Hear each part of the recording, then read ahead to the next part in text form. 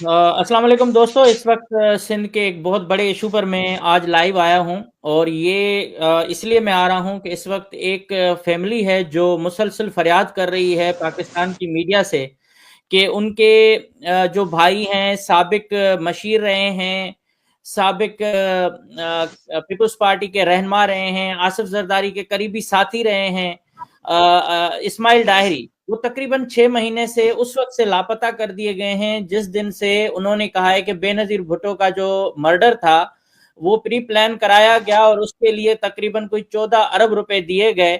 और ये 14 अरब रुपए किसको दिए गए, उन्होंने ये इंकशाफात किए। और उसके बाद उन पर वैसे ही अताब आया हुआ था। जब वो जरदारी साहब के करीबी साथी थे तो तब चीफ मिनिस्टर से लेके सारी हुकूमत उसके आगे पीछे चलती थी।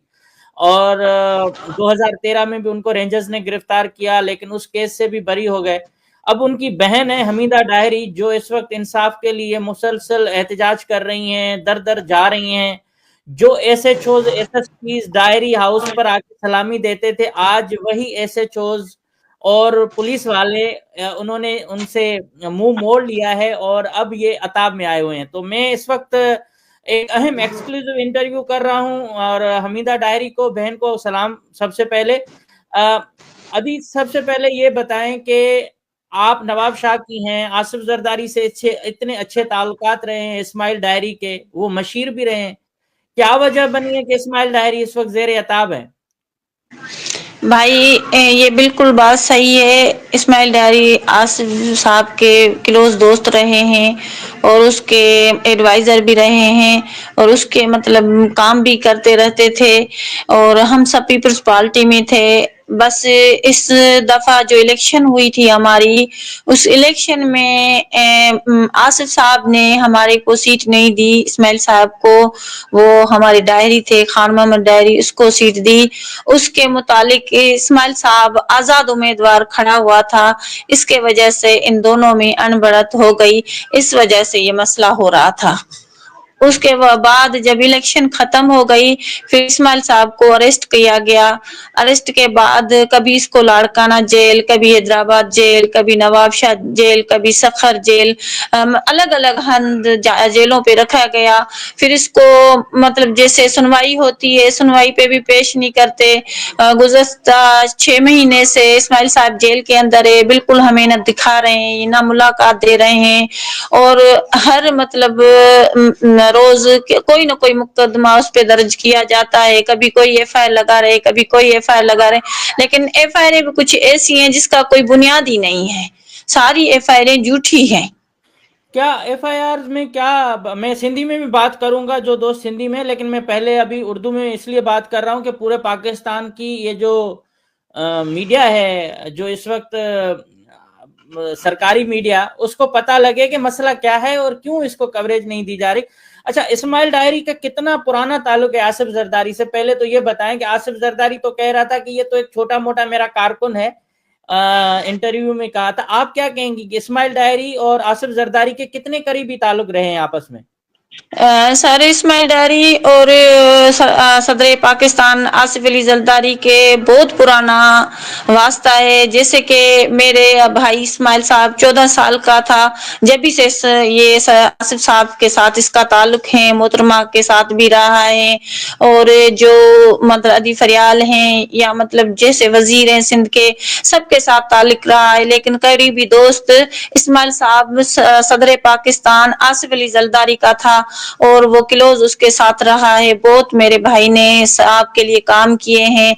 इस बारी साहब ने जो इलेक्शन में सीट पे नहीं खड़ा किया इस्माइल साहब को, इसलिए इस्माइल साहब ने बोला अगर आप मुझे सीट नहीं दे रहा तो मैं आजाद उम्मीदवार खड़ा होता हूँ, अगर आप चाहोगे तो वो आजाद उम्मीदवार खड़ा होके भी मैं आपको सीट दूंगा। लेकिन साहब ने शायद वो बात उसको अच्छी नहीं लगी जरदारी साहब को। फिर उसने जो है इस्माइल साहब को आजाद उम्मीदवार खड़े होने पे साहब नाराज हो गया, उसको अरेस्ट करवा अच्छा, दिया, फिर वो गिरफ्तार हो गया। ये सारी साहब की नाराजगी है कि आप इलेक्शन क्यों लड़े, और खान मोहम्मद दाहिरी इस सारे मामले के पीछे है?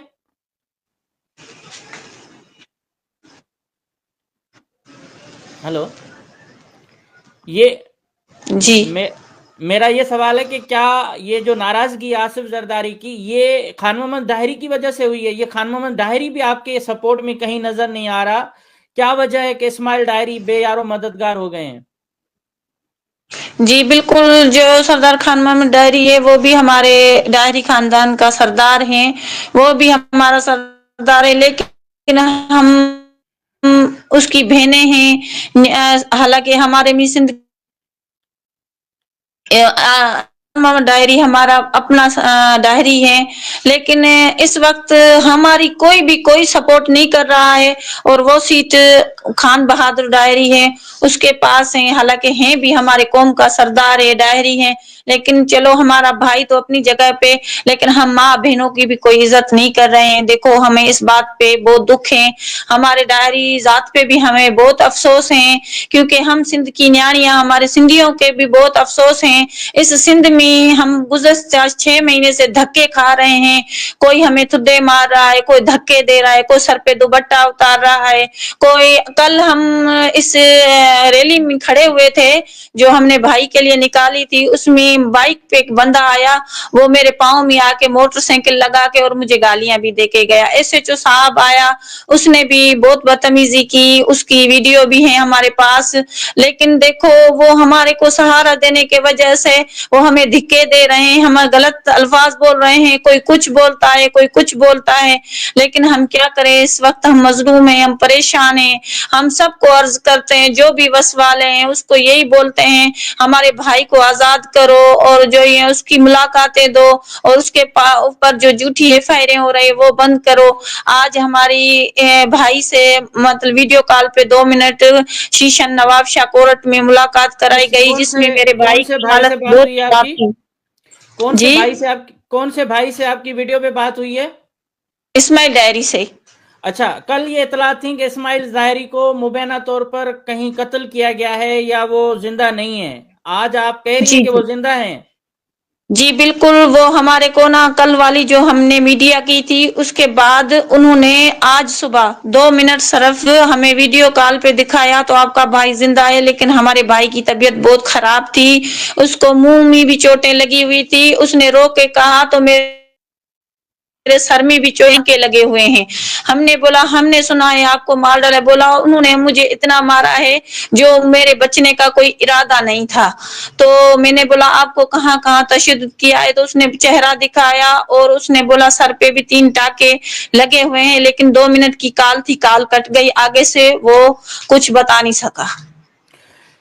इन्होंने बताया कि किसने ये तशद्दुद किया है? पुलिस ने किया है, ज़िया लंजार ने किया करवाया है, या आसिफ जरदारी करवा रहे हैं? कौन करवा रहे हैं? और तशद्दुद कहाँ कहाँ उसने दिखाया? आपको क्या महसूस हुआ कि क्यों उसको मारा पीटा जा रहा है जबकि वो ऑलरेडी अरेस्ट तो हैं? जी बिल्कुल, वो बता रहा था मैं जेल के अंदर हूँ और बाहर की तो मुझे हवा ही नहीं लगने दे रहे हैं। जो तशद्दुद किया है मेरे साथ, मेरे को पुलिस ने किया है, क्यों मैं जेल के अंदर हूँ। इसने कौन मुझे से एक जेल में काली है? कोठरी में छोड़ दिया है और पुलिस मुसलसल मुझे हरासमेंट करती है जेल के अंदर, मुझे बहुत प्रेशर देती है, और पुलिस वालों ने मुझे मारा है, उसको मुंह चेहरे पे चोटें थी, और उसने बोला मुझे सर में भी इन्होंने ऐसे कोई पता नहीं क्या चीज मारी है, जो मुझे 3 टांके लगे हैं, और उसकी हालत बहुत खराब थी। और वो ये शुगर कौन का से भी जेल मरीज में है, है? दिल का भी मरीज है, ब्लड प्रेशर का मरीज है, वो 65 साल का बंदा है, अब उसमें क्या बर्दाश्त होगी। बहन, वो के कौन से जेल में है और कौन सा जेल है जहां उस पर तशद्दुद किया जा रहा है?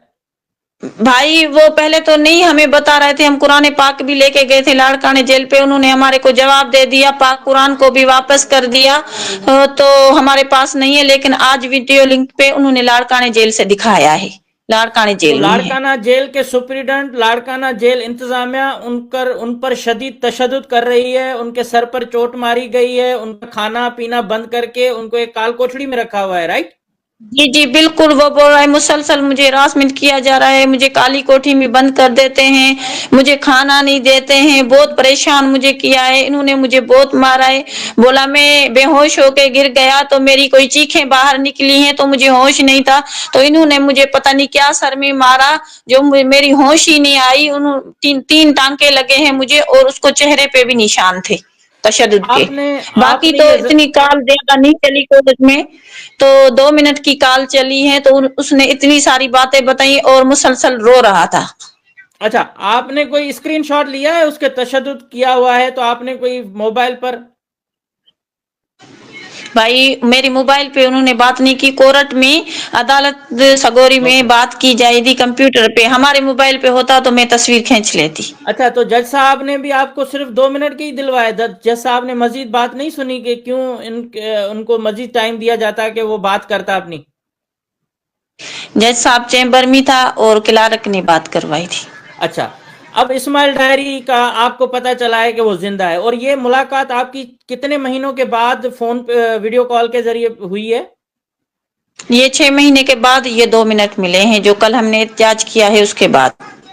अच्छा, जो 6 महीने पहले इस्माइल डायरी की कंडीशन थी, वो 6 महीने के बाद आपको किस तरह से नजर आया है? क्या मतलब हुलिया था उसका?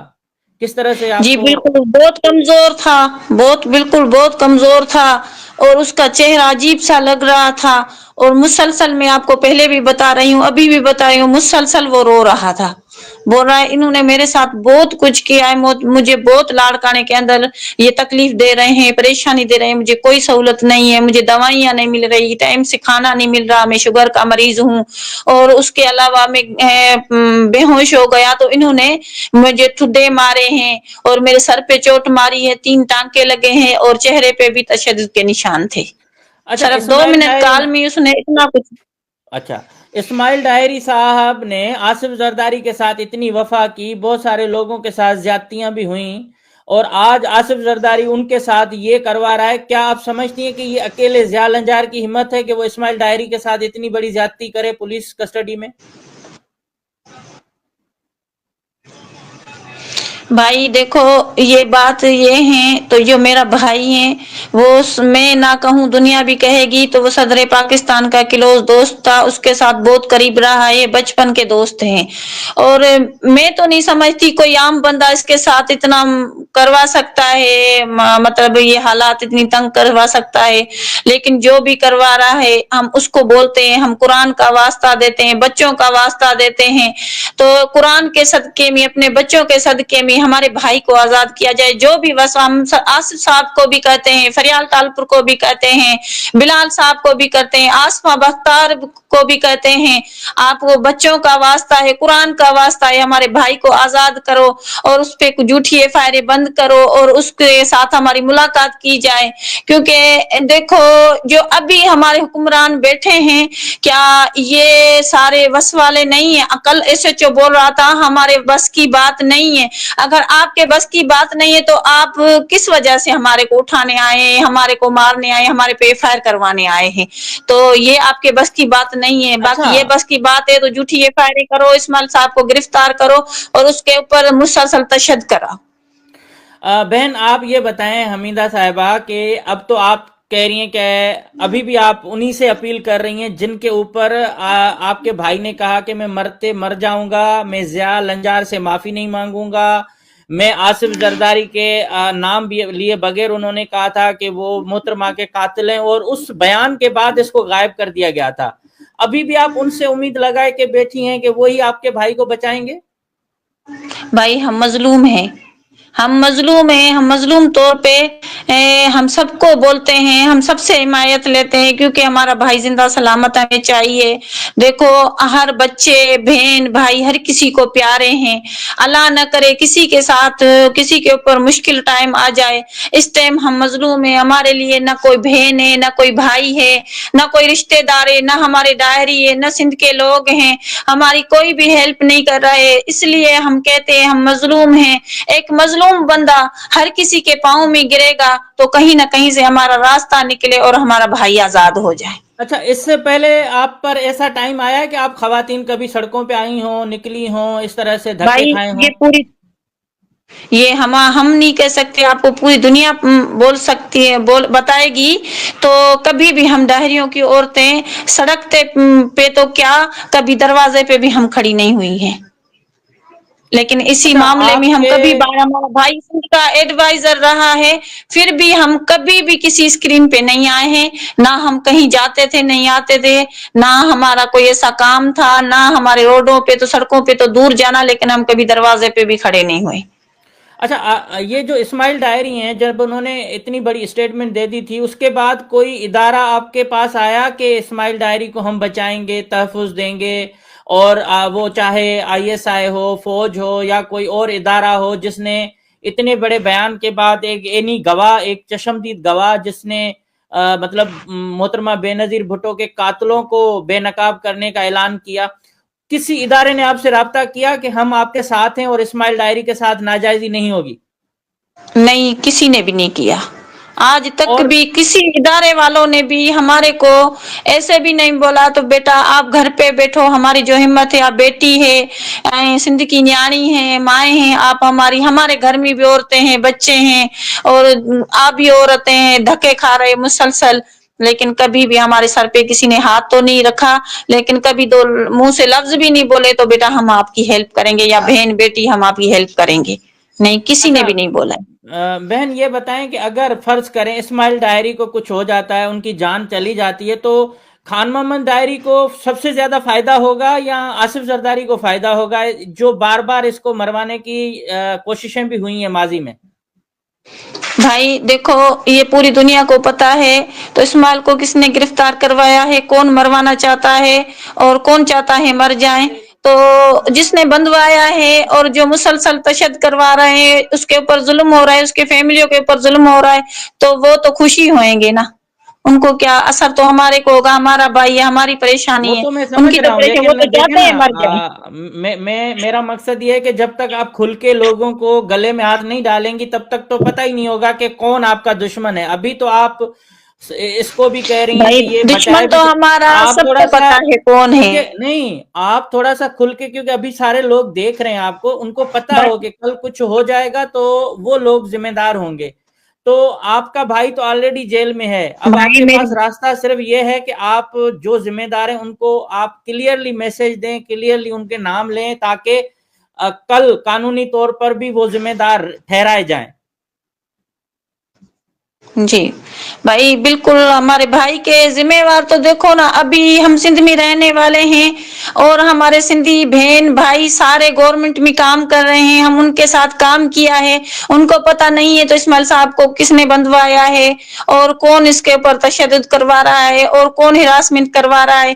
अभी आप इस बात को सोचो, आपकी मालिक मैं हूं तो फिर मैं ही करवा सकती हूँ ना, जो तो सिंध का मालिक है वो ही करवाए। मैं वही कह रहा हूं ना कि आसिफ जरदारी और फरियाल तालपुर के अलावा तो किसी को हिम्मत ही नहीं है, चीफ मिनिस्टर को भी हिम्मत नहीं है कि वो इस्माइल डायरी का एक बाल भी बीका कर सकें।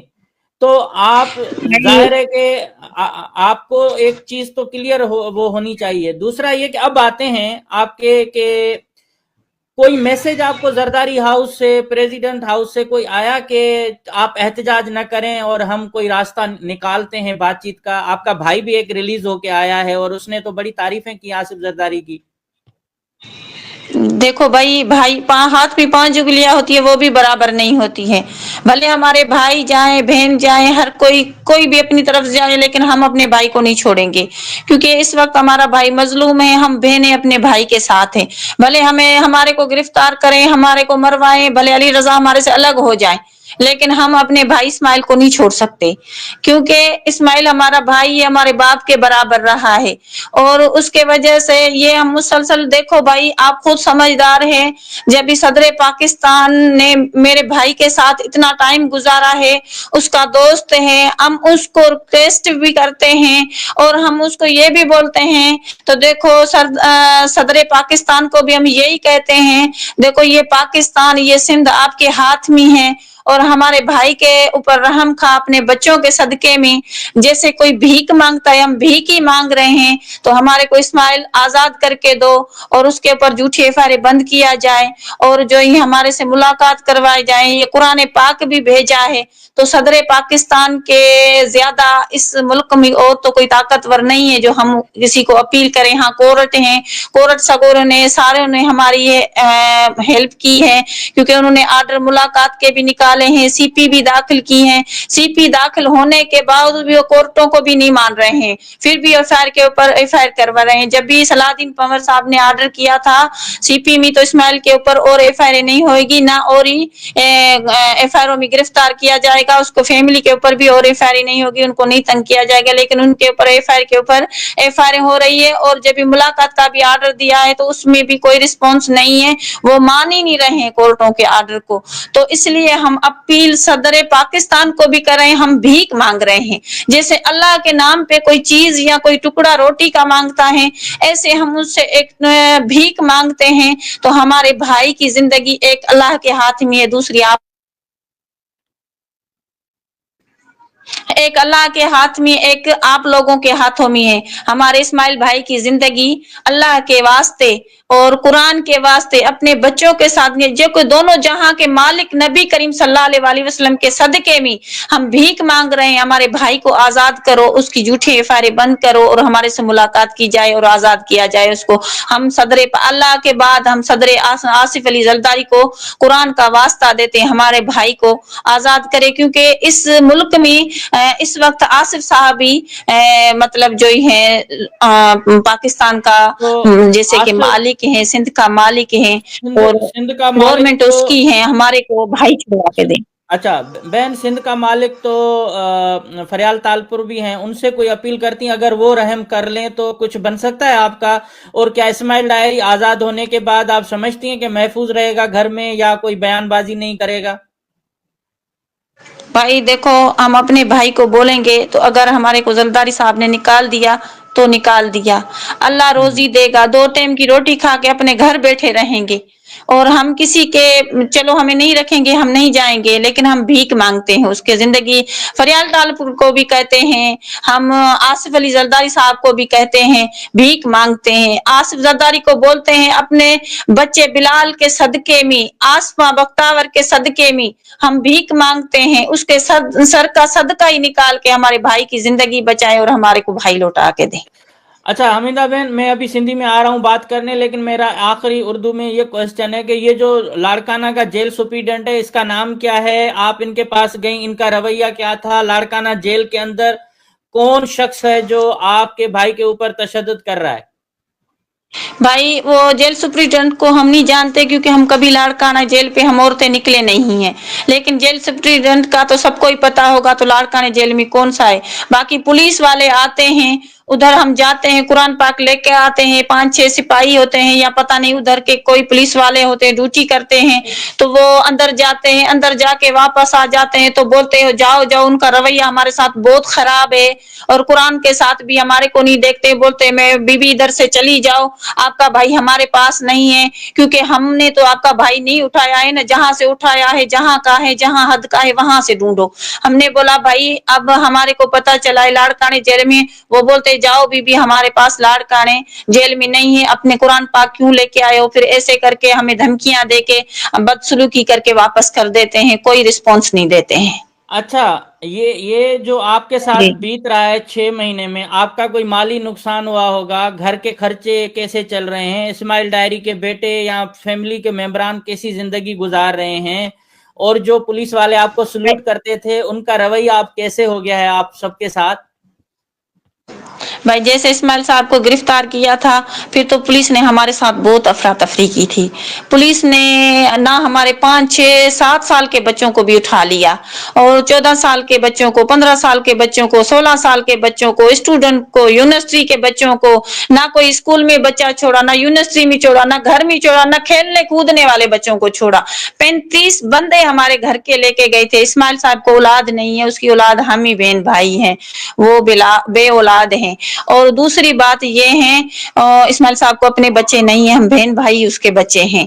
और दूसरी बात ये है, जब भी उनके हमारे जमीनों पे बिल्डोज कर दिए, हमारे घर पे बिल्डोज कर दिए, हमारी कोई चीज उन्होंने नहीं छोड़ी। अभी भी हमारे घर की कोई तस्दीक लें तो हमारे घर की कोई चीज नहीं है, सीधी एसियां तोड़ दी, फ्रिज तोड़ दिए, सेफे तोड़ दी, घर की जरूरत की चीजें तोड़ दी, लेडीज के कपड़े लेके गए, जूतियां लेके गए, सोना लेके गए, कोई चीज नहीं छोड़े। यकीन करो आप भाई भाई हैं हमारे, हमारे को अभी खाने के लिए भी कोई ऐसी चीज नहीं है, बस 2 वक्त की रोटियां अल्लाह पाक दे रहा है वो खा रहे, लेकिन हम उसमें भी खुश हैं। लेकिन सिर्फ हम यही भीख मांगते हैं उनसे, हमारा भाई वापस कर दो। अच्छा बहन, एक और बात आखिरी में आपसे वैसे पूछूंगा कि ये जो इस्माइल डायरी पर मुसीबत आई है, ये सिर्फ इलेक्शन की वजह से आई है या आपका अपना जो कबीले का असल में सरदार है कौन? क्योंकि इस्माइल डायरी कहता है सरदार मैं हूं और खान मोहम्मद डायरी कहता है सरदार मैं हूं, सरदार है कौन असल में?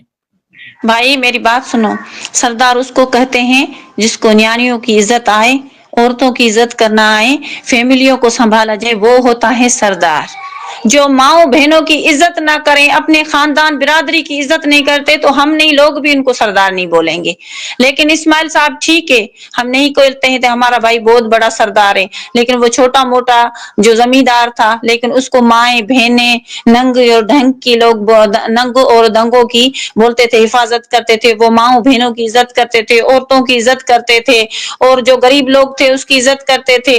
मैं बोलती हूँ इस इक़्तिदार में जो हमारे वडेरे आए हैं वो किसी माँ बहन बेटियों को कुछ समझते नहीं है, उनकी नजरें आसमान पे हैं, नीचे जमीन पे नहीं है।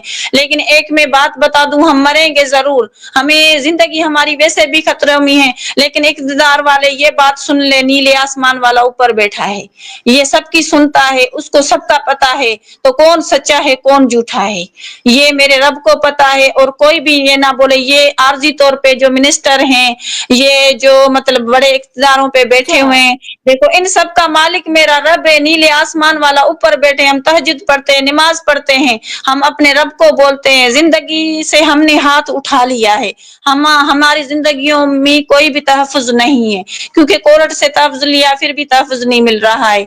हम अपनी जिंदगियों से हाथ उठा के बैठे हैं, जब तक जिंदा है, हमारा सांस है, तो हम मांगते रहेंगे हमारा भाई वापस कर दो। अच्छा बहन, आप हमारे ये बताएं कि इस्माइल डायरी ज्यादा क्लोज था आसिफ जरदारी के या ज़िया लंजार? जी इस्माइल डायरी ज्यादा क्लोज था। तो ज़िया लंजार कैसे हो गया आप उनके क्लोज?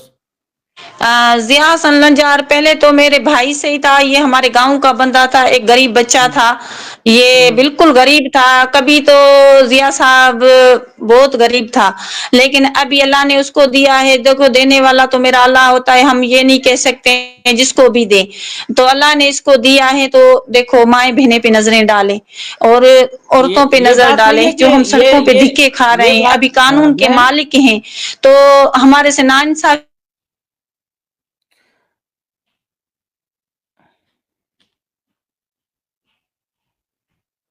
हेलो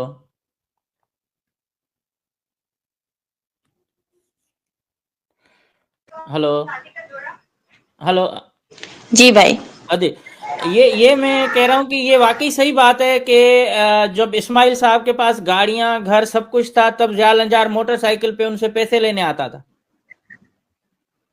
भाई पहले तो ज़िया हसन लंजार हमारा भाई है, लेकिन था बहुत गरीब। ये हमारे ओके, सब गांव वालों को पता है, क्योंकि हमारे गांव में रहने वाला है। चलो हम नवाबशाह के रहने वाले हैं, वो मोरो के हम दौलतपुर के रहने वाले हैं, वो मोरो को रहने।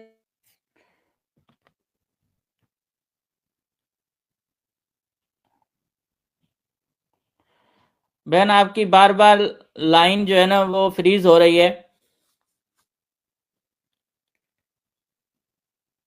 हेलो हेलो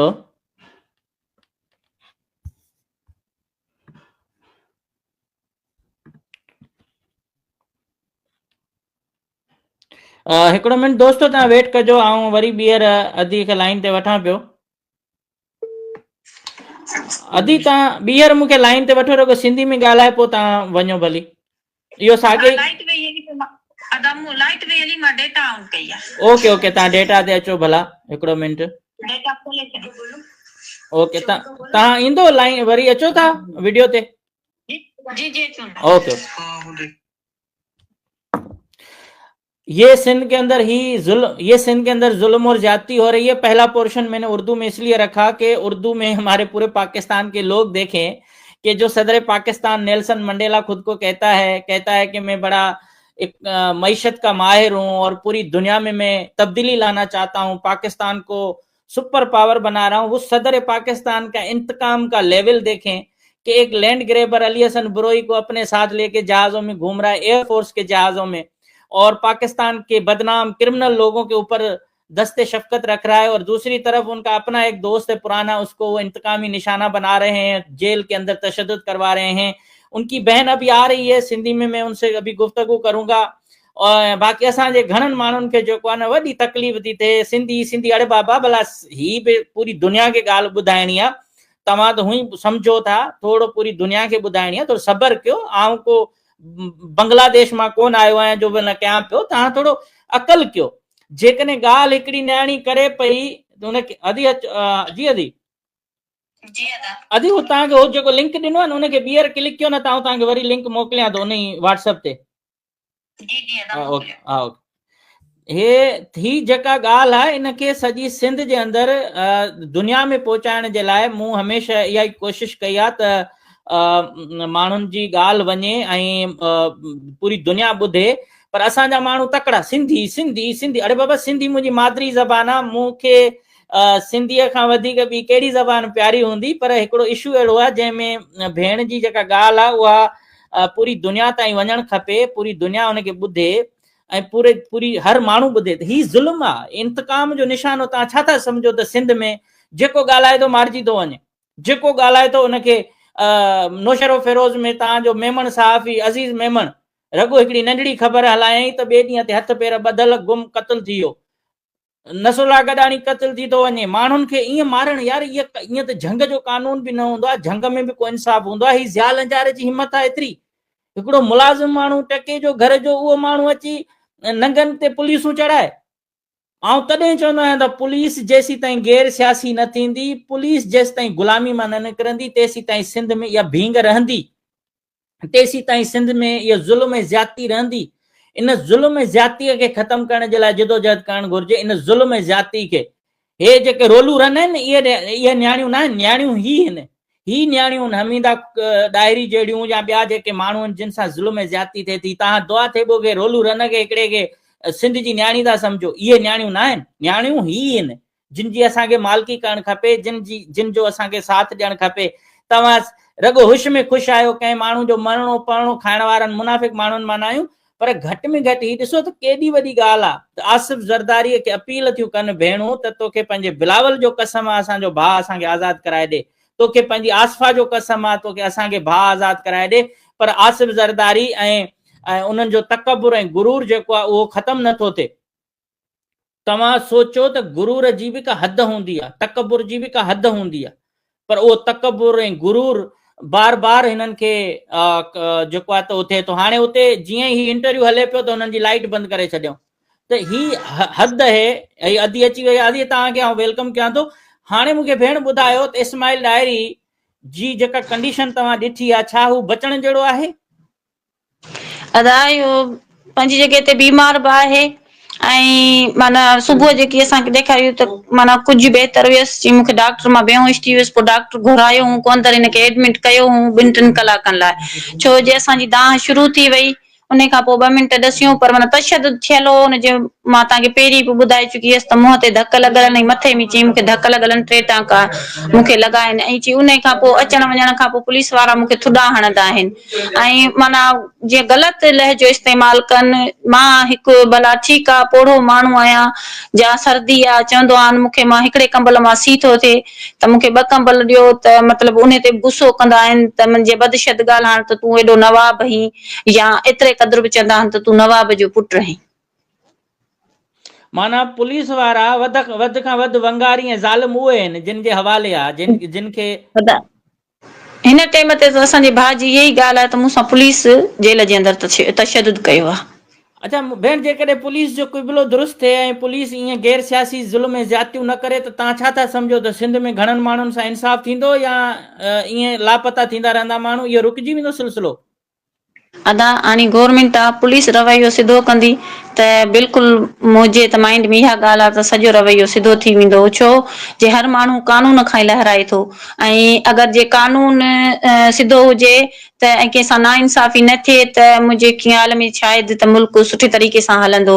ऐं जे अगरि कानून जो रवैयो सही न हूंदो त मुंहिंजे सम्झ में त ही दुरुस्त इहा ॻाल्हि न आहे। भेण हाणे ज़िंदगी मौत अलाह जे हथ में आहे। तव्हांखे पंहिंजो बिल्कुलु कसम अथव, सिधी सिधी ॻाल्हि कयो, ऐं तव्हांखे सिंध जा माण्हू हींअर राति जे टाइम ते बि ॿुधनि पिया वॾे तइदाद में, तव्हांजे भाउ जो असुलु दुश्मन केरु आहे जेको हुनखे माराइणु चाहे थो? भाउ असांजा पंहिंजे ई आहिनि। ॾिसो अदा असां जेको मुंहिंजो भाउ हुयो, अगरि नशे जे हालत में पंहिंजे घर में बेडरूम ते सुतो पियो हो त उन रिकॉर्डिंग करे ऐं पोइ शायदि जा आसिफ साहब खे ॾिनी आहे, जादी फरियाल साहबा खे ॾिनी आहे, या कंहिंखे बि ॾिनी आहे, त मतिलबु उहे त उन जॻह ते न हुआ न। इहो त रवैयो असां पंहिंजनि कयो न। माना हिन अहिड़ो कुझु ॻाल्हायो आहे जेका वीडियो असांजे दोस्तनि जेके इस्माइल जा दोस्त आहे उन्हनि उन ताईं पहुचाई ऐं उन तां इहा कावड़ शुरू थी। जी बिल्कुलु अदा, इहा ॻाल्हि सही आहे, दुरुस्त आहे। माना इन जे जो इंसान फ़ाइदो को लफ़्ज़ निकिरी वेंदो आहे हा मुंहं मां, असल में हू हा त उहो आसिफ सही आहे। साहब जो क्लोज़ दोस्त आहे, वधि मां वधि हुनजी इज़त कंदो आहे। ऐं उन खां पोइ नशे जे हालत में को हिन खां इंसान छेड़ींदा विया आहिनि, को लफ़्ज़ निकिरी वियो आहे त उन जे तहत बि पोइ उन वीडियो जे घणनि ॾींहंनि खां पोइ इहा कार्रवाई शुरू थी वई?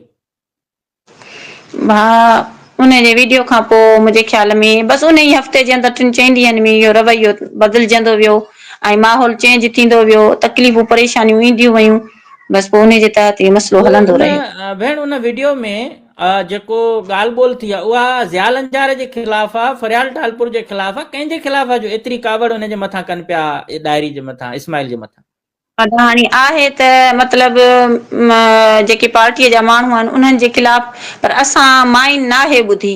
हाणे इहा असांखे ओके। क्लियर कंफर्म न आहे त हुन कंहिंजे ख़िलाफ़ का लफ़्ज़ कढिया आहिनि। हा ॿुधूं या असांखे मिले त असां पुछूंसि त पोइ असां उन लाइ कंफर्म चई सघूं था। हाणे कढिया त माना पार्टीअ हींअर जे माण्हुनि लाइ लफ़्ज़, ख़बर न आहे कंहिंजे लाइ कढिया अथनि। तव्हांजे हींअर भाउ जी गिरफ़्तारी या भाउ जे ज़िंदगीअ खे जेको ख़तरो या उनजे अला न करे उनखे को नुक़सानु थिए थो, त सभ खां वॾो फ़ाइदो ख़ान मोहम्मद डायरी खे थींदो? बिल्कुलु बिरादर जा जेके बि माण्हू आहिनि जिन मतिलबु इहा दुश्मनी कई आहे उन्हनि खे ई फ़ाइदो मिलंदो न। जेकी माना नशे जे हालत में हुन खां रिकॉर्डिंग करे सघनि था त पोइ हुनजे मारण बि त ख़ुशि थी सघनि था न। त ही ईअं छा तव्हां पंहिंजे भाउ खे कॾहिं न रोकियो त ही नशो पतो न करे, इन क़िस्म जूं ॻाल्हियूं न करे? भाउ पहिरीं ॻाल्हि असांजो भाउ पहिरीं अहिड़ी का ॻाल्हि न कंदो हो, पर जे कॾहिं कॾहिं इंसान आहे, नौकर आहिनि चाकर आहिनि, अगरि को दुश्मनी ते चढ़ी पवे, 5 रुपया वठी हुनखे ज़्यादा नशो प्यारे, पोइ कंहिं बि इंसान खे भले केर बि हुजे हुनखे वधीक छेड़े वञे, थी सघे हुनखे न ख़बर पई आहे नशे जे हालत में ऐं हुननि का रिकॉर्डिंग करे वरिती आहे। हाणे तव्हां जेको पंहिंजे भाउ जे एहतिजाज लाइ कयो पिया, तव्हांजो अञा एहतिजाज जारी रहंदो या हाणे मुलाक़ात थी आहे त उन खां पोइ तव्हां चाहियो था त ॻाल्हियुनि जे ज़रिए मसइलो हल थिए?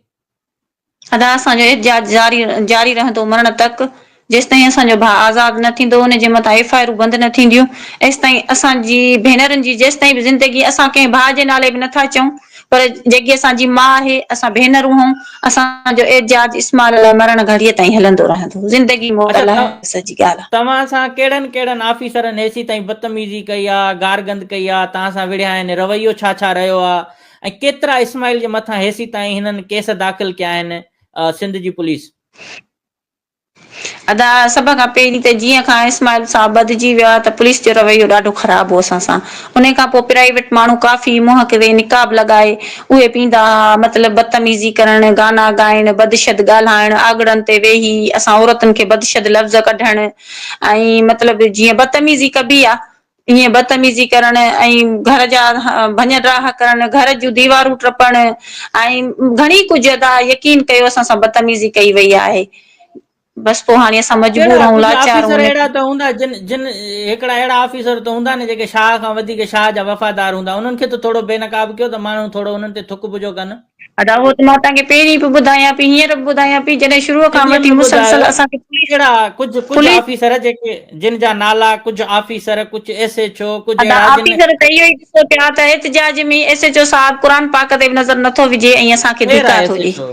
केरु आहे? नालो SHO हूंदुसि न? अदा शबीर नालो अथसि, A सेक्शन जो आहे। जेको तव्हां वीडियो कॉल ते ॾिठो बि हूंदो, जेको असां सां रवैयो अदा करे पियो। असां हुनखे अच्छा मुसलसल क़ुर जा वार्ता ॾियूं पिया, असां चऊं पिया असांजी मुलाक़ात करायो, ऐं जेको चईं असां तव्हां वटि कागज़ या लेटर हाई कोर्ट जा, मां चयो असां सभु कुझु आहिनि, उहे ॾिना आहिनि। हुनजे बकौल बि चई असां तव्हां ते एफ आर कंदासीं ऐं तव्हांखे गिरफ़्तार कंदासीं अगरि तव्हां एजाज त हर माण्हूअ जो हक़ आहे। छा असां मज़लूमनि जो हक़ न आहे? असां एजाज बि नथा करे सघूं छा? एजाज जे दौरान बि तव्हां असांखे गिरफ़्तार करे वेंदव त भले करे वञो। हाणे पुलिस जो हींअर रवैयो ख़राब। मां तव्हांखे हिकिड़ी ॻाल्हि ॿुधायां, प्राइवेट माण्हू केतिरो बि कनि पर कानून जे ज़ोर ते ई हलनि था। छो जे कानून सभिनि लाइ हिकु जहिड़ो हले त प्राइवेट माण्हू को बि कंहिं ते हथ नथो खणी सघे। बसि सम्झो कानून प्राइवेट माण्हू बि कानून ई बणिजी विया आहिनि। तव्हां सां एसएसपी नवाब शाह कॾहिं ॻाल्हाइण जी कोशिशि न कई आहे? तव्हां सां कॾहिं विया आहियो हुन सां मिलण त हीअ ज़ुल्म ऐं ज़्यादती बंदि कयो? अदा बिल्कुलु बि न ॿुधंदा आहिनि, दरवाज़े तां भॼाए छॾींदा आहिनि। असांजो नालो ॿुधंदा आहिनि त लेडीस पुलिस ई असांखे माना गीले खणण लाइ तयार थी वेंदी आहे त हिननि खे खणी गुम कयो। जिथे जिथे वेंदा आहियूं त माना पुलिस इदारे में किथे बि वेंदा आहियूं त उते असां पंहिंजे भाउ जे मुलाक़ात लाइ वियासीं नवाबशाह जेल ते, त मां हिकिड़ी औरत हुयसि, 14 सालनि जो मुंहिंजो नंढिड़ो मूंसां गॾु हुयो, त 5-6 गाॾियूं लेडीस पुलिस जूं मूंखे चारई तरफ़ फिरी वयूं।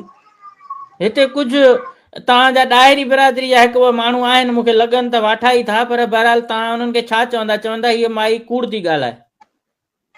अदा मुंहिंजी ॻाल्हि ॿुधो, असांजो जेको कूड़ आहे सभु बेनिकाब आहे, उहो निकाब में न आहे। अगरि असांजो निकाब में कूड़ हुजे त चऊं त कूड़ आहे। छा मुंहिंजो इस्माइल ॾाहिरी भाउ गिरफ़्तार न आहे? इहो कूड़ आहे। छा असां जूं 4 दीवारूं न टपिया आहिनि? छा ही रिएड कमिश्नर जी गाॾीअ में असांजे मथनि तां रवाल आहे ऐं असांजा माण्हू जज जे गाॾीअ मां खणी विया? छा इहो कूड़ आहे?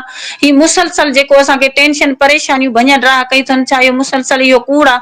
अदा इहे सभु असांजूं ॻाल्हियूं बेनिकाब आहिनि, इहे सभु दुनिया जे अॻियां आहिनि। ही जेकी असांजी रड़दां हले पई, असां त चऊं था को अहिड़ो ऑफिसर अचे जेको तस्दीक करे असांजूं तकलीफ़ूं ॿुधे, परेशानियूं ॿुधो, मसइले जो हल कढे। हाणे अच्छा, कूड़ त असां कीअं कंदासीं? माज़ी में इस्माइल ॾाहिरी बि माण्हुनि सां वॾियूं ज़्यादतियूं कयूं आहिनि ऐं उन पाण चयो बि आहे त शायदि मुंहिंजो अलाह साईं मूंखां उहो इंतकाम थो वठे। हिन वक़्तु माज़ी में मूंखे पर्सनल ख़बर आहे त माज़ी में इस्माइल ॾाहिरी खे मारण जे लाइ फरियाल तालपुर मुबैना तौर ते 2-3 ऑफिसरनि खे बि, माण्हुनि खे बि चयो त असांखे इहो रस्ते तां हटाए ॾियो। छा मसइलो आहे जो फरियाल खां ज़रदारी ख़ानदान एतिरो बेज़ार आहे या एतिरो उन खां नफ़रत करे थो? अदा असांजी त ॿियो त सदर साहिब सां जादी फरियाल तालपुर सां को बि जहिड़ो न आहे, जा न इहे असां जो उन्हनि सां को मसइलो हलंदड़ आहे। सिर्फ़ु इहो इलेक्शन वारी जेकी ॻाल्हि थी, आज़ाद उमेदवार बीठा, ॿियो त असांजो को बि उन्हनि सां जहिड़ो अगरि आहे त असांखे खुलियल लफ़्ज़नि में ॿुधाइनि त बाबा असांजा तव्हां ते हिननि ॻाल्हियुनि तां इख़्तिलाफ़ आहिनि। अहिड़ा त असांजे ज़हन में के बि ॻाल्हियूं न आहिनि जिन तां असांजा इख़्तिलाफ़ उन्हनि सां हलनि। पहिरीं त उहे असांजा बोस आहिनि, वॾा हा, ऐं असांजा मुसलसल मतिलबु मालिक हुआ, त मालिक खे कहिड़ो बि नौकर जी ज़रूरत थींदी त हुनखे बदशत ॻाल्हाए या हुनखे कुझु चई विझे। अहिड़ी त का ॻाल्हि कान्हे, सिर्फ़ु इलेक्शन जी ॻाल्हि आहे। न, इस्माइल ॾाहिरी मालिक मतिलबु दोस्त हुयो आसिफ ज़रदारी जो या नौकर हुयो? अदा दोस्त हुयुसि, क्लोज़ दोस्त हुयुसि, पर तव्हां कीअं असां था चओ त मालिक आहे असांजा? भाउ ॾिसो न, इहे दोस्तीअ में दोस्त त नौकर बि हूंदा आहिनि, दोस्त भाइर बि हूंदा आहिनि। हिकिड़ो भाउ वॾेरो हूंदो आहे, ॿियो ग़रीब हूंदो आहे, पोइ वॾेरे भाउ जो ग़रीब भाउ नौकर बि हूंदो आहे, भाउ बि हूंदो आहे। पर हाणे मतिलबु इस्माइल ॾाहिरीअ खां आसिफ ज़रदारी जो कमु ख़तमु थी वियो आहे, ज़रदारी फैमिली जो। हाणे हू ॿिया दोस्त ठाहिण था चाहिनि, ॿिया माण्हू पैदा करण था चाहिनि तव्हांजे ज़िले में, ऐं हिन खे ख़तमु करणु था चाहिनि। अदा असांखे उन ॻाल्हि ते एतिराज़ न आहे। अगरि सदर पाकिस्तान खे भले ॿिया दोस्त ठाहिणा आहिनि, अदी फरियाल तालपुर खे ॿिया पंहिंजा वर्कर रखिणा आहिनि, असांखे को बि एतिराज़ न आहे। असांजो सिर्फ़ु हिननि खे इहो सुवालु आहे त अलाह जे वास्ते असांखे भाउ वापसि ॾियो, उन तां कूड़ियूं एफआईआरूं बंदि कयो ऐं उनखे आज़ादु कयो, असांखे मुलाक़ात ॾिनी वञे। ॾिसो अदा सॼी ज़िंदगीअ में जेको पैदा थियो आहे, सॼी ज़िंदगी में जेकी शइ ठही आहे रहंदी बि ज़रूरु, ऐं जेकी इंसान जी मुसलसल का भेण भाउ हूंदो आहे गॾु अलॻि थी वेंदो आहे, ऐं को रिश्तो हूंदो आहे उहो बि टुटी वेंदो आहे। पर ईअं न हूंदो आहे, ज़िंदगी अलाह जी अमानत आहे। असां हर माण्हू जो मतिलबु ज़िंदगी बचाइण हक़ आहे ऐं पंहिंजे हक़ लाइ दाह करण बि हक़ आहे। ऐं उन खां पोइ चवण जी असांजो मतिलबु इहो आहे त सिर्फ़ु सरदार इस्माइल ॾाहिरी दुनिया ते हिकिड़ो ज़ालिम पैदा थियल आहे, जेको माण्हू चवनि था त इस्माइल ॾाहिरी हेॾो वॾो ज़ालिम आहे। पोइ ही जेकी सॼी दुनिया ते माण्हू हलनि पिया सभु मतिलबु शरीफ़ माण्हू आहिनि, ज़ुल्म नथा कनि, इक़्तिदार में भलो था हलनि, सिर्फ़ु हिकिड़ो जॾहिं इस्माइल डायरी हटी वियो आहे, हाणे उहो ख़तमु थी वियो, जेल में आहे, उनखे हटाए छॾियो अथनि इक़्तिदार मां, त पोइ असांजे सिंध जे अंदरि को बि ज़ुल्म नथो हले छा? अगरि न अच्छा, आहे हलंदड़ त तव्हां ॿुधायो। न हाणे मूंखे इहो ॿुधायो त तव्हां कॾहिं तसवुरु कयो त तव्हांजे भाउ सां आसिफ़ ज़रदारी फ़रियाल टालपुर ईअं कंदा? त असांजे तसवर में न हो।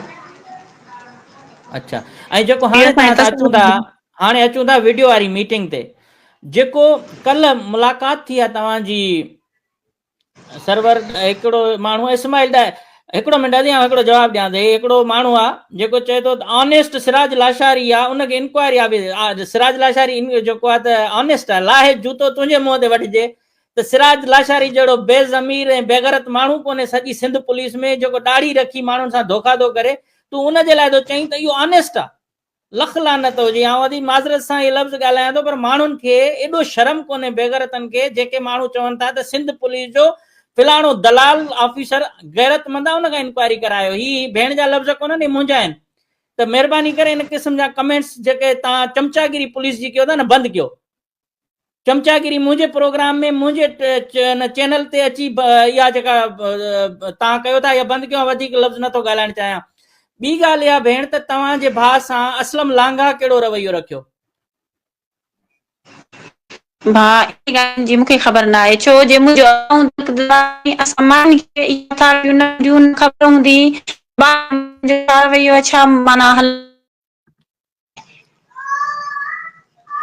अच्छा, ॿी भेण हाणे आख़िरी ॻाल्हि आउं तव्हां ॿुधायां त जेका तव्हांजी कल्ह इस्माइल डायरी सां मुलाक़ात थी आहे, उन में इस्माइल खे किथे किथे धक लॻल हुया, कहिड़ी कंडीशन हुई, छा पियो चए? तव्हां थोरो सिंधीअ में असांजे सिंध जे माण्हुनि खे ॿुधायो त जीअं उहे वरी ॿीहर इहा ॻाल्हि ॿुधनि। मुंहिंजे भाउ सिर्फ़ु 2 मिंट वीडियो लिंक ते आयो आहे, जंहिंजे मुंहं ते निशाना, गलनि ते निशान हुआ, हिकिड़ी अख ते जेको आहे सो कारो निशान हुयुसि, ऐं टोपी जेकी सर्दीअ वारी हूंदी आहे उहा पातल हुयसि। त हुन लाहण जी कोशिशि करे ऐं लफ़्ज़नि में ॿुधायो त मुंहिंजे मथे बि 3 टांका लॻल आहिनि, ऐं हिननि मूंखे अहिड़ो धक हयो आहे जेको मूंखे 3 टांका आहिनि, मुंहिंजो मेडिकल बोर्ड विहारियो वञे। जज ताईं इहा ॻाल्हि पहुती आहे?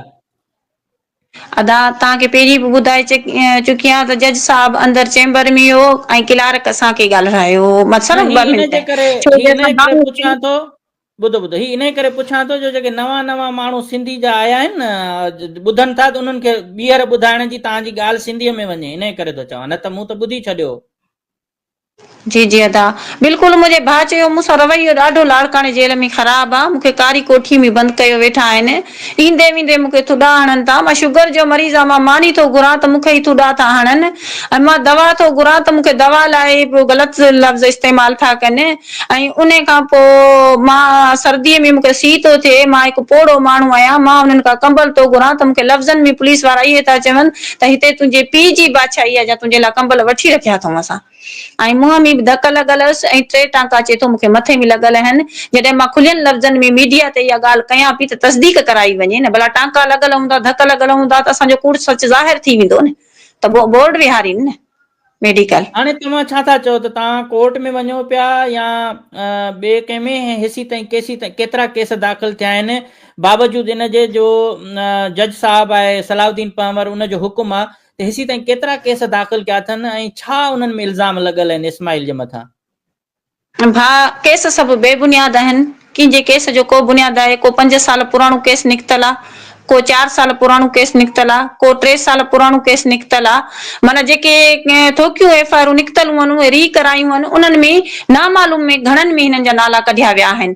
जेकियूं पुराणियूं एफआईआर 5-5, 6-6 साल जूं निकितलूं री कराए पोइ उन में माना पुराणियुनि एफआईआर में नाला कढिया आहिनि। जॾहिं सलाउद्दीन पंवर साहिब ऑर्डर कयो हो सीपीए में त हिन जे मथां ॿियूं एफआईआर न थींदियूं ऐं न ॿियनि केसनि में हुनखे अरेस्ट कयो वेंदो, त उन जे बकौल बि हुननि कोर्ट जे ऑर्डर खे बि न ॾिठो, ॾहरकीअ में एफआईआर कई ऐं अदा हिन में हिकु ॾहरकीअ में एफआईआर कई, मेहड़ में एफआईआर कई, ऐं ॿियो आहे अदा एॾा जेकमाबाद जेकमाबाद ॾे एफआईआर कई आहे हिननि, ऐं उन खां पोइ मोरो में हिननि एफआईआर ज़ाहिर कई। मतिलबु हिननि कोर्टनि जे ऑर्डरनि खे को बि रिस्पॉन्स न ॾिनो आहे। ऐं अच्छा, जंहिं ॾींहुं हिकिड़ी कोर्ट आख़िरी सॻोरीअ जो ऑर्डर हूंदो उन ॾींहुं असांजे मथां 25-30 मोबाइलूं पुलिस जूं मथां अचे पवंदियूं हुयूं, जेको असां हिकु ॾींहुं अॻु में कोर्ट लाइ निकिरी वेंदा हुआसीं। 25-30 पोइ हिते फुर लिट मारण कुटण, यूपीएस खणण, प्लेटूं भञण, माण्हुनि खे गिरफ़्तार करण, माण्हुनि जूं टंगूं ॿाहूं भञण, मासूम ॿार खणण। मुंहिंजी अमीअ जी तबियत ठीकु न हुई, उते हिकिड़ो 15 सालनि जो ॿारड़ो हुयो, उन खे असां चयो दवा वठी आणे ॾियो, ऐं असां 2 ॾींहंनि खां बुख ते वेठा आहियूं, असांखे सामान आणे ॾियो, त उन ॿारड़े खां दवा ऐं खाइण पीअण जो सामान खसे ऐं उनखे अरेस्ट करे ऐं उनखे वञी किथे कढियऊं, नौशरो फिरोज़। माना तव्हांजे ॿारड़नि खे बि पुलिस बख़्श नथी करे? बिल्कुलु अदा, उहे एफआईआरूं असां वटि पयूं आहिनि, जेकियूं असांजे ॿारनि ते एफआईआरूं ऐं कयूं आहिनि, उन्हनि जा बेफारम रुपया तव्हां आहिनि। तव्हां कॾहिं सोचियो त तव्हांजे शहर जो धोबी वज़ीर दाख़िला थींदो ऐं तव्हां सां एतिरी ज़ुल्म ऐं ज़्यादती कंदो?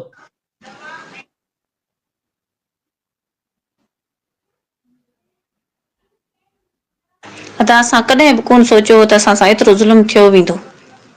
असांजे हाणे भेण दिमाग़ में तव्हांजो ॻाल्हि न हुई, अच्छा भेण, ऐं हाणे न ई इहो असांखे इहा उमेद जी ई जी हुई त असां सां एतिरो ज़ुल्म थींदो। तव्हां वटि ही ईंदो हुयो पाण ज़िया लंजार तव्हांजी औताक ते भाउ सां मिलण ईंदो हो कंहिं ज़माने में? बसि अदा, पहिरीं शुरूअ में जीअं नई गवर्नमेंट हुई मोहतरमा जी, त पोइ ज़िया हसन लंजार साहिबु ईंदो, उन खां पोइ मुसलसल हिन ॿई इख़्तिलाफ़ में हुआ, हिक ॿिए वटि कोन ईंदा वेंदा हुआ। अच्छा, ईंदो मोटर साइकिल ते या पराडो विएट गाॾी ते अधी ईंदो तव्हां वटि? अदा, हाणे मां हींअर चंदसि त ज़िया हसन लंजार साहिब खे थी सघे कावड़ लॻे, पर अगरि माज़ीअ खां ॾिठो वञे त ज़िया हसन लंजार, असां पाण बि चऊं था असां बि करोड़पति न हुआसीं, पर पोइ बि पर ज़िया हसन लंजार साहिबु ग़रीब माण्हू हो, पोइ अलाह पाक उनखे नवाज़ियो, पोइ हाणे मिनिस्टर आहे, उहो त अलाह ॾियण वारो आहे।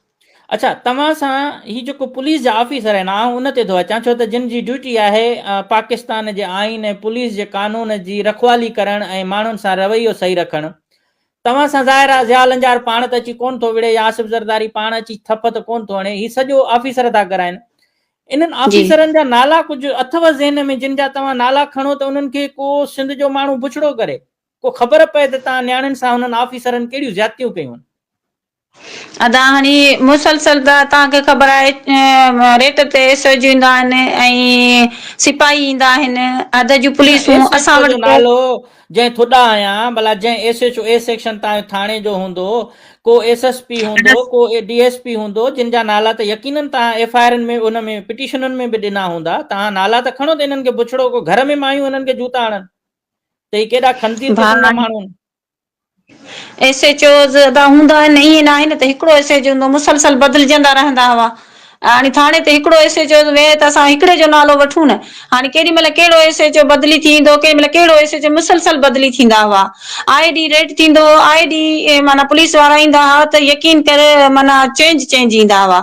हिकिड़े ॾींहुं हिकिड़ा पुलिस वारा ईंदा हुआ, एसएचओ ईंदो त ॿिए ॾींहुं वरी उहो एसएचओ हूंदो ई न हो, वरी ॿियो अची वेंदो हो।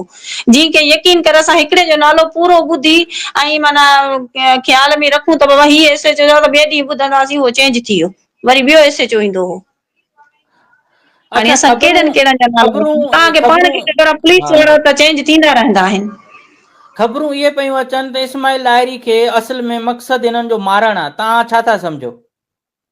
अदा, इहो त हाणे ॾिठो वेठो आहे, जेको इस्माइल साहिबु त एॾिन वॾिन एफआईआरनि में न आहे, जेकियूं तव्हांखे मां पहिरीं बि ॿुधाए छॾियां त हिकिड़ियूं अहिड़ियूं एफआईआरूं आहिनि जेके कंहिं कम जूं ई न आहिनि, त उन एफआईआरनि में इस्माइल जहिड़ो माण्हू गिरफ़्तार लॻो पियो आहे त मारण जी कोशिश थी सघे थी, इहा कहिड़ी ॻाल्हि आहे? ऐं हिन जा जेके तव्हां कपिड़ा लटा ॾिठा आहिनि इस्माइल जा, उहे कहिड़े क़िस्म जा हुया? तव्हां ॾिठा आहिनि त उहे चेंज अथसि या बिल्कुलु उहे ई जेके शुरू खां महीनो ॾेढ या 6 महीना पहिरीं पातल हुअसि, उन क़िस्म जा फाटल कपिड़ा पातल हुयसि, छा हुयसि?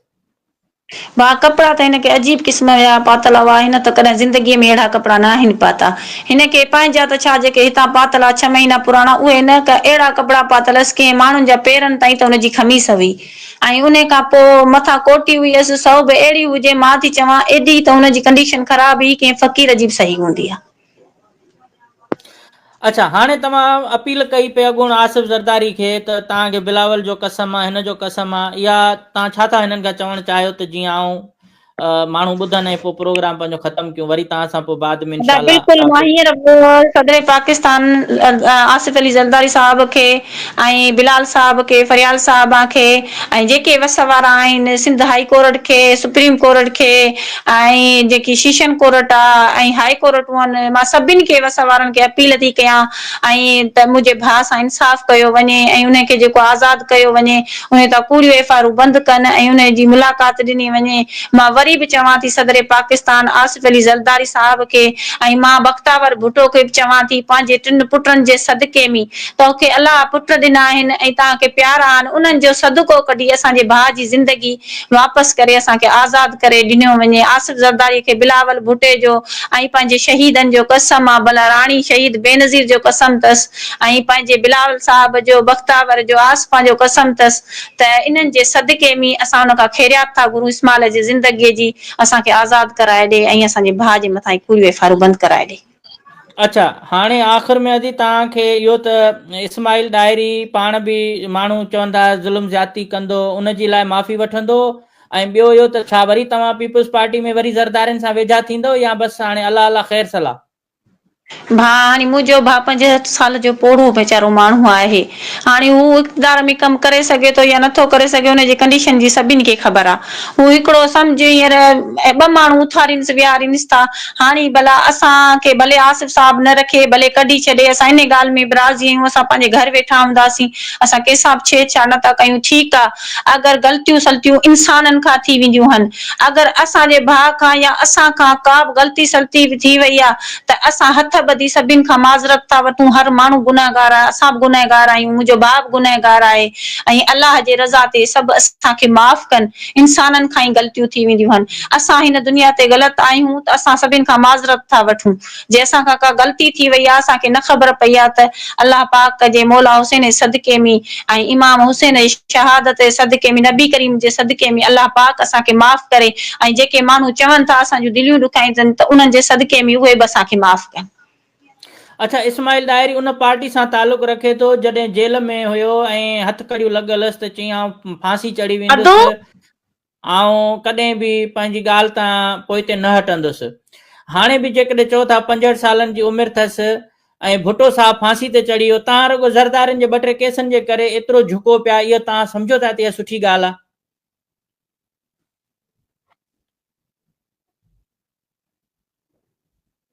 मुंहिंजे ख़्याल में असांजी अदी सां डिस्कनेक्ट थी विया आहियूं ऐं आउं कोशिशि कयां थो, बहरहाल ॾाढो ज़बरदस्त हिकिड़ो हुनजो मौक़िफ़ अची वियो, बार बार इंटरनेट असांजी डिस्कनेक्ट थिए पई।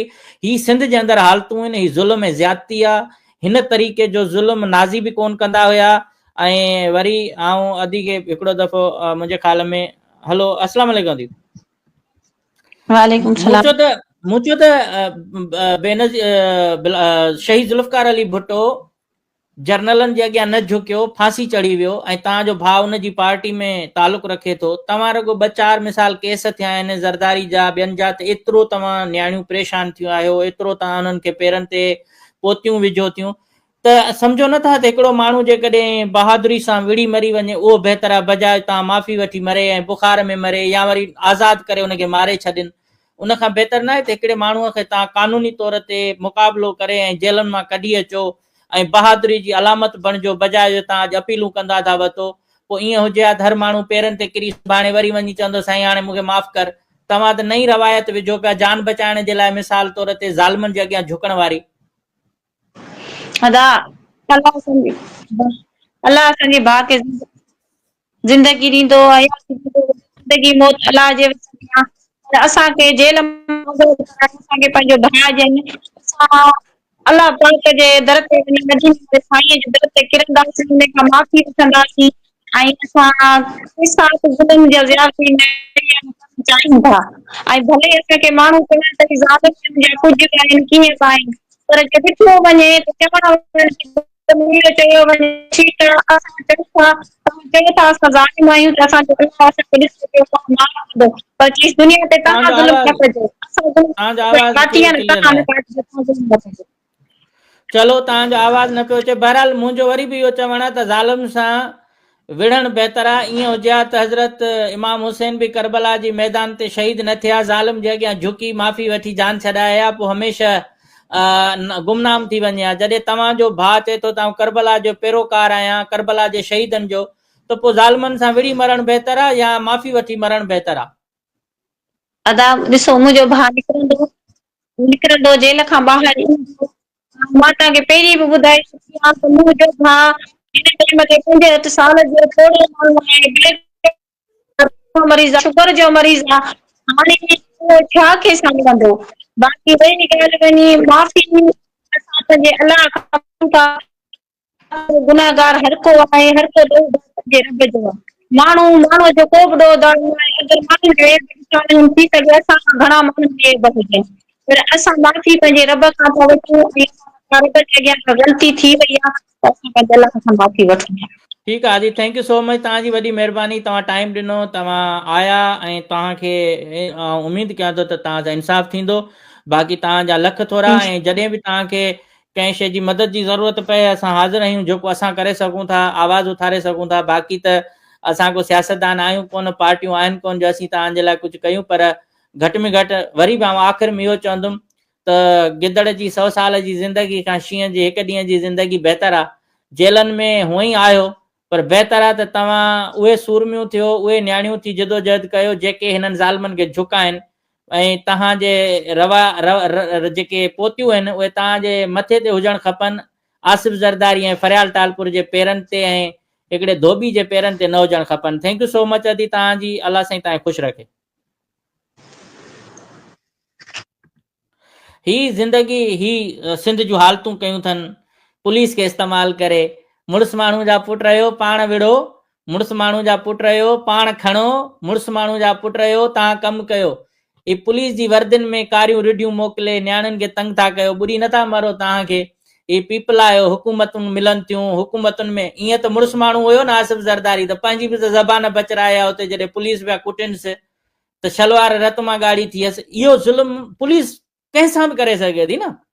तव्हां कंहिंखे ॿधी खणी वञी, आसिफ ज़रदारी खे हाणे तव्हां कचे जे धाड़ियलनि जे हवाले कयो, सुभाणे इहो बि रोईंदे हथ ॿधी चवंदो ओ अदी फरियाल टालपुर मूंखे बचाए, 2 करोड़ रुपया धाड़ियलनि खे ॾे, मूंखे आज़ादु कराए, इहा वीडियो ठाहींदो। ही तव्हां छा सम्झो आहे त कंहिंखे हथ ॿधी पकड़े ग़ुलामीअ में हणी तशदुद करे लठियूं हणी तव्हां हुन खां वीडियो उहो माण्हू ईअं ई कंदो जीअं ई ठाहे थो। मुड़ुसु माण्हू आहियो तव्हां पाण विढ़ो, मुड़ुसु माण्हू आहियो सरदार सिंध जा मुड़ुसु माण्हू आहियो असां सां विढ़ो। पुलिस खे, एजेंसियुनि खे, रियासत खे इस्तेमालु था कयो जिते को कानून ई कोन्हे। कंहिंखे खणी वञी ॿधी नंगो करे वीडियो ठाहियो, इहा कहिड़ी क़िस्म जी आहे? अॼु बि आउं चवंदो न कचे धाड़ियलनि खे हवाले कयो, आसिफ ज़रदारी जी ख़बर पइजी वेंदी, बिलावल जी रोअण जी वीडियो ईंदी सुभाणे, मेरी पुफू मेरे पैसे दे के जान छुड़ाओ। ही सिंध आहे। इन सिंध में तव्हां था कयो। ज़िया लंजार आहे, केॾो मुड़ुसु माण्हू आहे, मुड़ुसु माण्हू जो पुट पुलिस छॾे न। वज़ीर दाख़िला, बाबा वज़ीर दाख़िला त इरफान मरवत बि हो न, पोइ कीअं ई डिॼंदा हुआसीं। वज़ीर दाख़िला त मूंखे सुभाणे कनि जेकॾहिं तव्हांखे लिखी थो ॾियां, जेकॾहिं सुभाणे कंहिं बि सिंध जी कुंड में तव्हांखे ज़िया लंजार मिली वञे, आउं पंहिंजे पीउ जो पुटु कोन आहियां, रुॻो मूंखे हिकिड़े ॾींहं जे लाइ वज़ीर दाख़िला कयो, तव्हांखे सिंध पुलिस जा सभु वर्दी वारा पेरनि में झुकाए बूट साफ़ न करायां, तव्हां पंहिंजे पीउ जो पुटु कोन। इहा कहिड़ी रियासत आहे? रियासत हूंदी आहे कानून ऐं आइन जी। जॾहिं वर्दी वारो तव्हांजो चांहियूं खणी मीरपुर ख़ास में पीआरींदो वते एसएसपी लेवल जो दलाल क़िस्म जो माण्हू, त इहा रियासत आहे। इन रियासत जी ॻाल्हि था कयूं। रियासत जो कमु आहे बाबा वज़ीर दाख़िला गैर कानूनी हुकुम ई नथो जारी करे सघे, इहा आहे रियासत। वज़ीर दाख़िला सिर्फ़ पीपल्स पार्टी जो कोन्हे, फरियाल टालपुर जो चौकीदार कोन्हे, फरियाल ऐं आसिफ ज़रदारी जो। वज़ीर दाख़िला जो मक़सदु आहे त सिंध जा सभु माण्हू उन जे उन तहफ़ुज़ जी ज़िमेदारी उन हिकिड़े माण्हू जी आहे। हिते ॼट खे ॾेई छॾी अथनि, जंहिंखे न ॻाल्हाइण थो अचे, न जंहिंखे हलण थो अचे, न जंहिंखे दाख़िला जी ख़बर आहे त दाख़िला छा थींदी आहे। धोबी खे वज़ीर दाख़िला ठाहियो अथनि ऐं नियाणियुनि सां ज़ुल्म कंदो थो वञे। इहा बेज़मीरी आहे जंहिं ते असांजे दिलि मां लफ़्ज़ था निकिरनि। बाबा आईजी सिंध आहे न, ॿुॾी मरे। ऐं चवंदो बेग़ैरती जी बि का हद थींदी आहे। आईजी आहे हिकिड़ो मेमण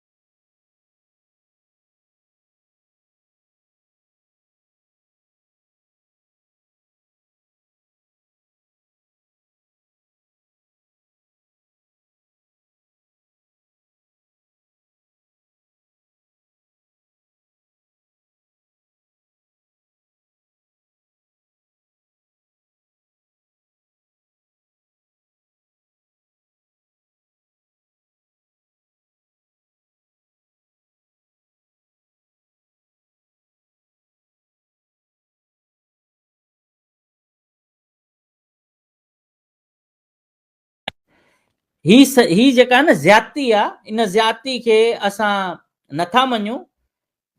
ही आईजी आहे जंहिंखे इहा ख़बर कोन्हे त सिंध में पंहिंजी पुलिस छा थी करे। ही आईजी आहे जंहिंखे इहा ख़बर कोन्हे त हिकिड़ी दलाल क़िस्म जी माई मेमण खे बेगुनाह जेल में खणाए हणे थी, ऐं उहो ईश्वर लाल जी संगत में, ऐं हुनजी पुलिस, हुनजो DIG हैदराबाद हुन यार्डी जे चकर में अची माण्हुनि खे जेल में था आणनि। इहो IG आहे, ॿुॾी मरणु खपे। IG जो कमु आहे पंहिंजी फोर्स खे डिसिप्लिन में आणे। IG जो कमु आहे सुठनि ऑफिसरनि खे चूंडे उन्हनि उहिदनि ते लॻाए। जेकॾहिं हाणे बि आवाज़ नथो अचे त इहा सॼी शइ मूं हमेशह इहा ई ॻाल्हि कई आहे त इदारनि खे बहितर करण जी ज़रूरत आहे। इदारा हुजनि, इदारा बहितर कमु कनि। बाक़ी अलाह साईं केरु चवंदा आहिनि ख़ैरु कंदो। ऐं सुभाणे वरी ईंदुमि, वरी इंशाअल्लाह असां लाइव इन मामले ते ॻाल्हाईंदासीं। फ़िलहाल ही सिंध पुलिस जूं ज़्यादतियूं ऐं सिंध में इदारनि खे ठीकु करण जी ज़रूरत आहे। Thank you so much.